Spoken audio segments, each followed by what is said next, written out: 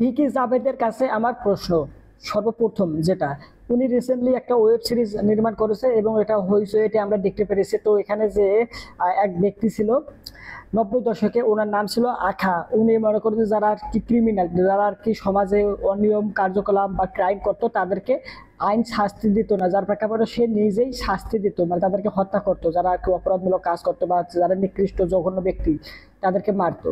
আর যে মারতো ওনার নাম ছিল আখা। এটা হচ্ছে 90 দশকে। তো 90 দশকের পরে ওই ব্যক্তিটা কোথাও জানি একটা হাওয়া হয়ে যায়, মানে এর পরবর্তীতে এরকম আর কর্মকাণ্ড, সে যে মারছিল অপরাধীদেরকে, এরকমটা দেখতে পাওয়া যায় না। তো পরবর্তীতে বর্তমান সময়ে এসে আর একটা ক্যারেক্টার, মানে আপনার যে ক্যারেক্টার রয়েছে, ওই ক্যারেক্টারটার নাম হচ্ছে আখা। আখা হওয়ার কারণ কি, এখানে আপনার এই জিনিসটা খুব সহজে বোঝা যাচ্ছে। সেটা হচ্ছে, এক হচ্ছে আবুল, দুই হচ্ছে কালাম, তিন হচ্ছে আজাদ।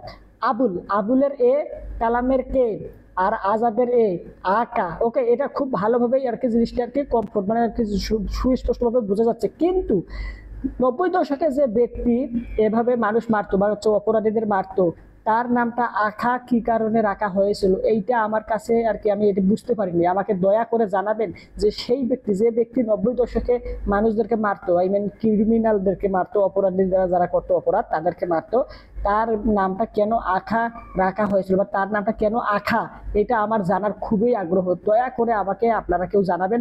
আমরা আইলে ভিকি জাভেদের কাছে আমার একটা প্রশ্ন হবে, তো বা ভিকি জাভেদ এই বিষয়ে ভালো জানবে।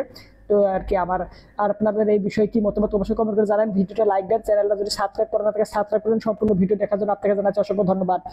বাই। কেন আখা? 90 দশকে যে ব্যক্তি এরকম কর্মকাণ্ড করতেছিল তার নাম কেন আখা, এটাই আমার প্রশ্ন। ওকে, দ্যাটস ইট।